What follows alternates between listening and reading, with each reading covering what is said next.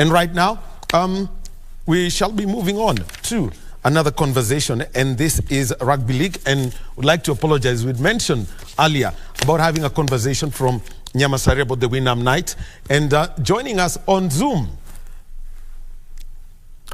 will be the Kenya Rugby League Federation President, Richard Quicks Nyakwaka, and he is going to be telling us about the Kenya Rugby League Federation.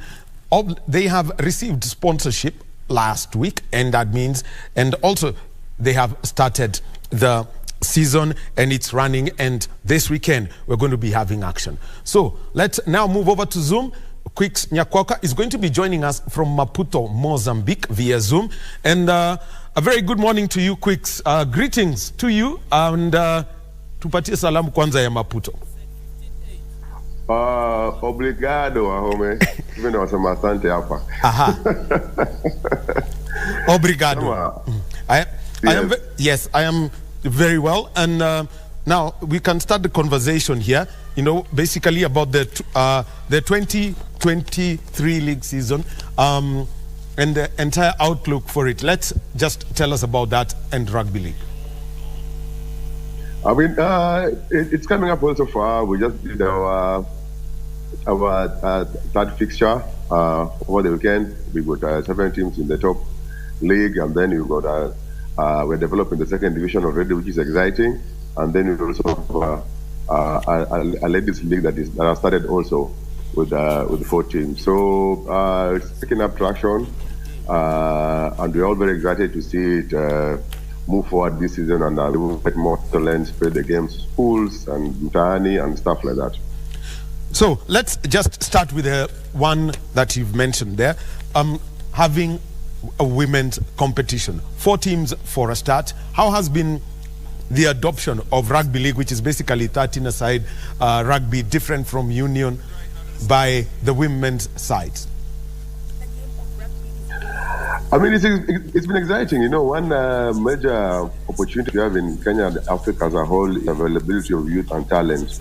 The challenge has always been resources, but to get youth who want to learn the game, who want to play the game, the response has been overwhelming. It does that we are stretched a bit in terms of resources, realistic in what you can achieve in the first few years as we build up.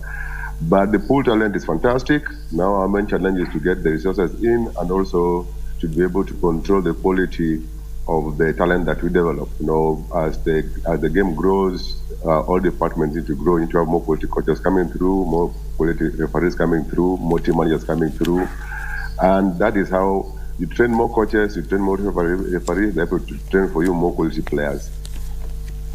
Now, talking about the development, especially of match officials, we know last year, as you reached the finals of the 2022 season, Rugby League Africa, Middle East Africa, you know, they partnered with you, came here and transferred a lot of knowledge, and we could see even, you know, the match officials learning from them in match situations. What has been the change in the standards of the game following that? I remember at the beginning when we started in 2014, we were mostly relying on the experience of some of our colleagues who had been exposed to rugby league before. I'm talking of Edward Rombo, who played the pro rugby league before, Charles Kadovilis, who played rugby league in Australia when he was in university there, and Benjamin Aimba, our late friend, who was exposed to rugby league when he was playing for Pirates in the UK. Then a lot of it was mostly relying on online training from our rugby friends in Australia, from the National Rugby League, TAS by Terry, and also from the International Rugby League in London. But then ever since last year, when we had the first course on ground, where our referees and coaches started doing the level 1 pathway, led by our Director of Development, John Bai, a lot of progress has happened, and they're onto pathway, and they're soon getting their certification. And our ideal is, John Bai is leading this, is eventually we're going to have our own home-based educators who are able to deliver the certification for level 1, level 2, and level 3 for match officials and for the coaches in future. So now the other one that I would basically like to talk about is securing the right grounds, there's a saying in Kenya, Saturday is a rugby day. And we're talking about Union. What about now having the venues for rugby league? Because the pitches are basically the same as the Union pitches. Yeah, I mean, basically, we've been sharing the rugby unions. The pitch is the same, and even some areas we've been able to integrate and even use football pitches, because the rugby pitch and football pitches are average the same size. The only thing you have to work on is the markings of the pitch. So that would be better if we had more pitches available, and it's a challenge that has cropped up. There's a big challenge in terms of getting proper pitches in the urban areas in Kenya. I think that's something that urbanization is, I mean, like you saw, a few years ago, we lost Rugby Railway Club, which was the home of Rugby 1977. Now it's become a picnic site. And then you saw again, they lost their historic rugby pitch when a monument was built on it. And then the other that you find, especially in schools, are not well maintained. That's a challenge that we need to address Moja as a fraternity and also other sports stakeholders, including football and all the others. We need more spaces for the game to spread. So there you had it. Now let's also talk about one team, and would like to apologize, to our audience about this. Before I just get back to Quicks, we had a technical hitch because we wanted to tell the story of a club that is based in Nyamasaria. That's an area just before you get to Kisumu. They are known as the Winam Knights, and they won the championship last year. It is what everyone says. We want some little stories from outside there, like we'd say, from Mashinani, the grassroots story. And Quicks, last year, at the finals played at the Impala Club, Winam Knights defeating Nakuru. It comes with that feeling that a team that is, we would say, not from the town itself has got a success story. Maybe you could just give a background on that. Oh, okay. So we did a strategy at the beginning in 2018 of all of the clubs, and in terms of the location and stuff like that, and in partnership with some of our old rugby friends in the school, Rick Roma, Joseph Musiga, and then Lombardo was coming as a coach. Winam was set up. Winam is in Kisumu. It's just that it's one of the suburbs out of town. Okay, so don't say as you get to Kisumu. It's in Kisumu County. That just is basically kind of like the thicker of Kisumu, something like that, or Mombasa of the side. And the objective was that we realized that there was a huge talent of youth in Nyamasaria region, and then also one of the major issues normally for startup teams is the stuff of getting transport and to access venue.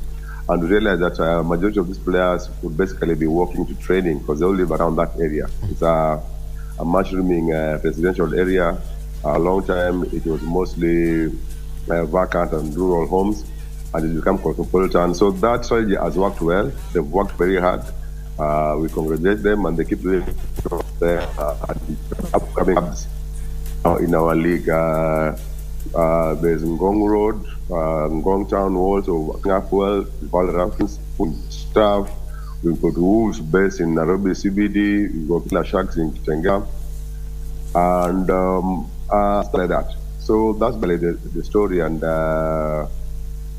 normally, for development of a game, you would get stuck if at all it only develops in the capital city without develop to other regions of the country. We're glad that our strategy has paid off and that the game is growing more out of the capital city and connecting in that way you have a more sustainable growth and stuff like that.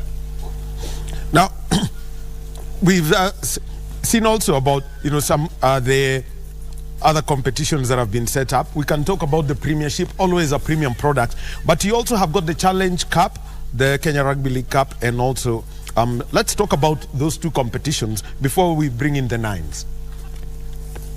I think the best person to discuss that with you is you need to get Bye. 3 people here. You need to get Bye, Kadovilis, and Kevin. Those are the main architects of that. Yeah, those give you everything you need on those ones. Oh, all right, but anyway, now let's just talk about this. Rugby League 9 aside, we know about Union 7 aside. Think the Union also got the 10 aside, but just tell us about the 9 aside and the kind of, the excitement that it can provide, given that we have an affinity for the shorter versions of the game. Again, I disagree with this stuff that you said that we have an affinity for the shorter version of the game. The whole of humanity has an affinity for excitement. Sport is about results. Yeah, about excitement. The shorter it is, the better. Like even if you watch boxing, nobody wants to watch 14-round match. People want a knockout in the 4th or 5th round. They also don't want it too early, because if it happens in the 1st round again, it's before they settle down. So you've got humanity is structured in 2 ways. You've got the sometimes they want the long-term game, which is like 13-a-side or 15-a-side, which lasts 80 minutes. And sometimes they want the excitement when there's a quick winner, whether it's an aside league or an aside union. And it's got its own, like, kind of any product, it's got its own market segmentation. It's got its consumers and partners who basically gravitated towards that.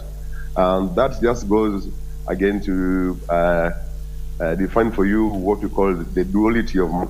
Human beings always have 2 characters. So that just plays with the duality of mankind.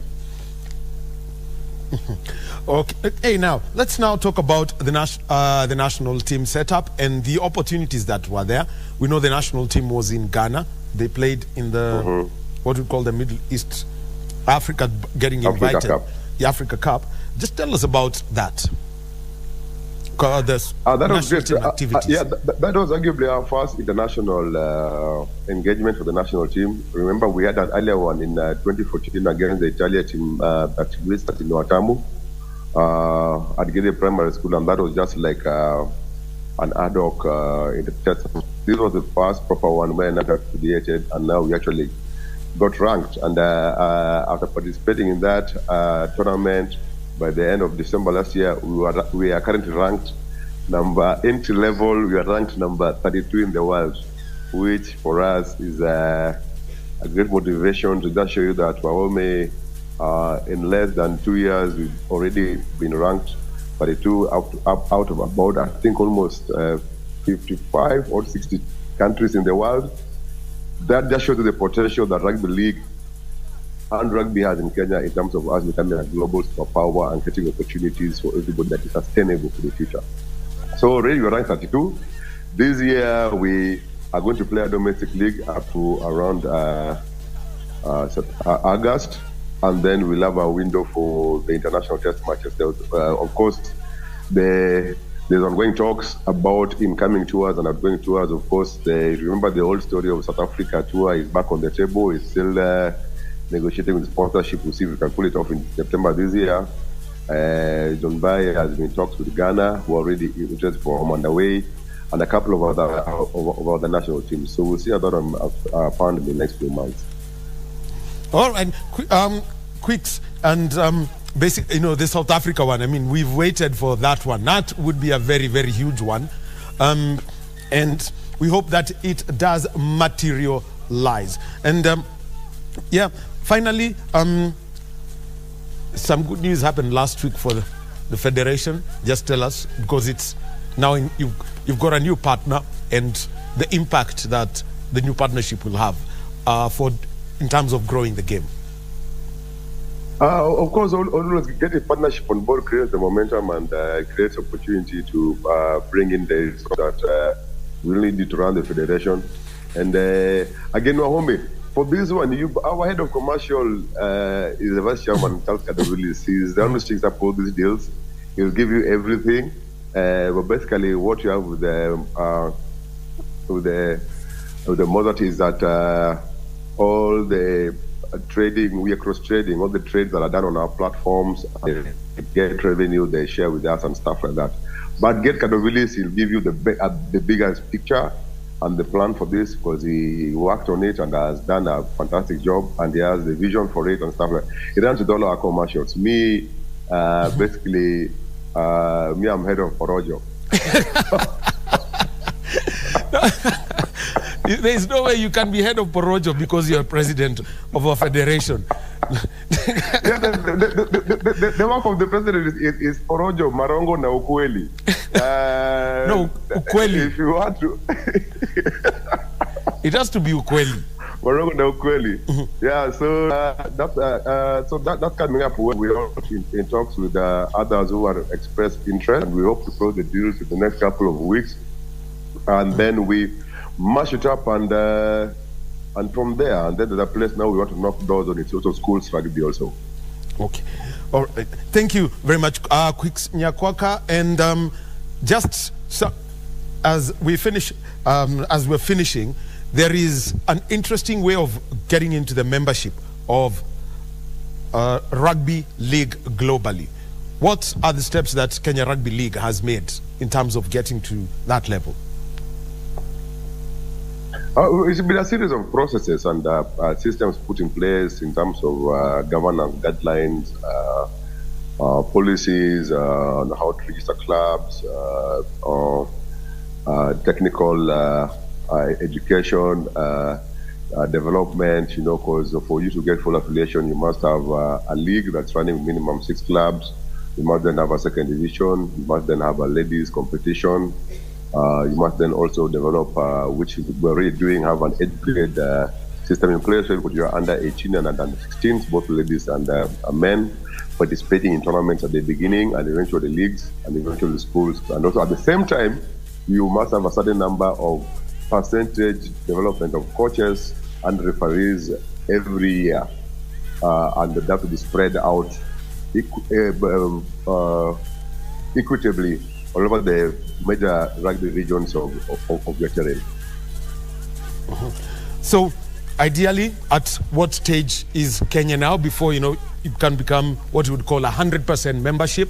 Just mention the tiers of membership so that it's clear. Also, the first one that we got to last year when we became an observer member, which was basically the first phase where you are registered, you've got clubs, you've got a board, you've got a constitution, you've got a logo, you've got a website, you've got online presence, you've got tournaments and a competition running. And then and you've got referees who are and coaches. Then for you to get to the second phase, which is now from observer, we are now an affiliate member, which means now we've got coaches and referees who have done the international courses and are accredited. And then you've got competition running, you've got age grade, you've got ladies rugby, whether it's tournaments, and you are able to play more international test matches. And then once we have a checklist of other things that we need to achieve this year in terms of having a strategic plan in place that covers maybe the next 3-5 years and stuff like that. And this year, basically, we aim by the end of this year, our links to become a full member, from affiliate to full member. By achieving a set goal of targets. All right. Thank you very much, Richard Quicks Nyakwaka. He is the president of the Kenya Rugby League Federation. He joined us and from Maputo in Mozambique. Thank you very much. Obrigado. Obrigado, homie, and I'll see you when I'm back. All right. Thanks. Okay, wherever you are, we can get to you. Technology allows us to do that. That has been those have been our conversations on sport. We've spoken about tennis, we've spoken volleyball, we've done motorsport. Plus, we have also spoken a little bit about rugby league. It's now time for me to leave, and coming up next is Kurunzi Mashinani, Nancy Okware, and also our interview program, Tamrini. My name is Daniel Wahome. It has been a pleasure hosting you over the past 2 hours. Have a good day. Be blessed.